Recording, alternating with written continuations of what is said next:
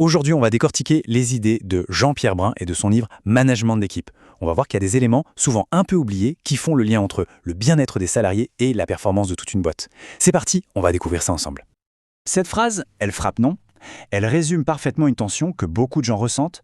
On peut adorer son métier, mais souffrir des conditions dans lesquelles on doit le faire. C'est justement ce décalage qu'on va essayer de comprendre. La grande question, c'est donc celle-ci. Si les stratégies qu'on connaît ne marchent plus aussi bien, qu'est-ce qu'on a raté ? Quels sont ces fameux éléments que le management moderne aurait un peu perdu de vue ? C'est un peu comme un puzzle et on va essayer de retrouver les pièces ensemble.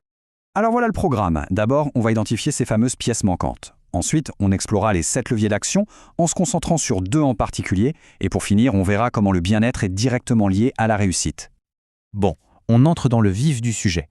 Ce que nous dit Jean-Pierre Brun, c'est que beaucoup de problèmes en entreprise ne viennent pas forcément de stratégies hyper complexes, mais plutôt de l'oubli de choses très humaines, très fondamentales dans la gestion de tous les jours.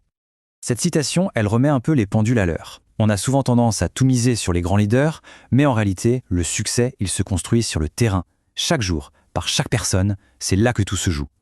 Et là, on arrive à un point crucial. Il faut redéfinir ce que c'est une entreprise saine.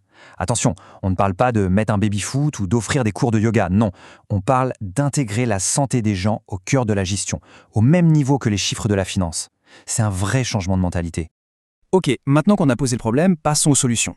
L'auteur, il ne fait pas que critiquer, il propose un cadre d'action hyper concret qui s'appuie sur une grosse étude menée auprès de plus de 17 000 salariés.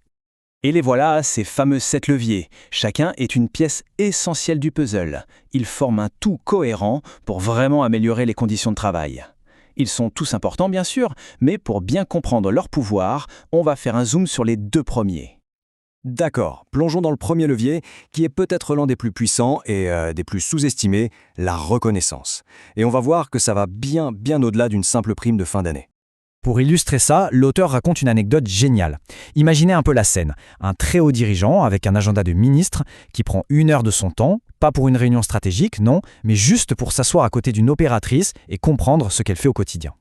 Et voilà l'effet. Ces quelques mots de l'opératrice, ils disent tout. Ce geste tout simple, cette attention sincère, a eu un impact énorme, bien plus qu'un grand discours.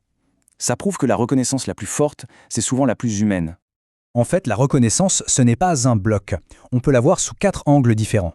On peut reconnaître la personne pour qui elle est, la qualité de son travail, l'effort qu'elle met, et ça c'est super important, même sans résultat immédiat, et bien sûr les résultats eux-mêmes. Ça donne aux managers toute une palette d'outils.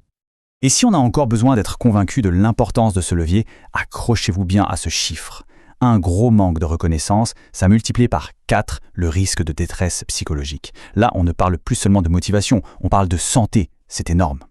Passons maintenant au 2e levier. On va voir comment les relations humaines, le tissu social dans une équipe, sont en fait un pilier essentiel de la performance et du bien-être.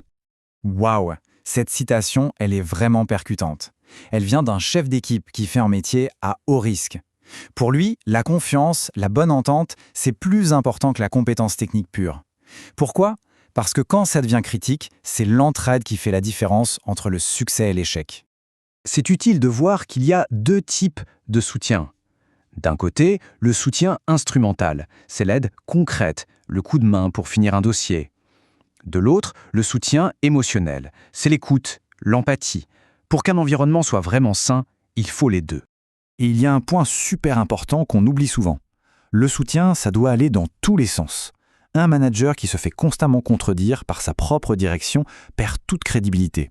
Le soutien, ça doit circuler dans toute l'entreprise, de haut en bas et de bas en haut. Bon, on a exploré ces 2 leviers. Maintenant, il est temps de boucler la boucle. Comment est-ce que tout ça se transforme en résultats concrets pour l'entreprise ? En fait, on voit ici une sorte d'effet domino positif. Tout part de la satisfaction des employés. Ça les rend plus engagés, ce qui diminue le turnover et augmente la performance.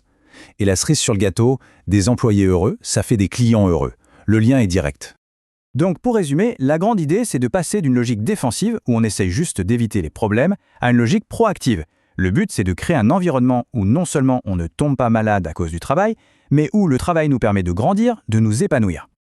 Et on va se quitter là-dessus, en repensant à ces 7 leviers, reconnaissance, soutien, respect, équilibre, charge de travail, autonomie et clarté des rôles, lequel pourrait faire la plus grande différence dans un environnement de travail ? C'est une bonne question à se poser.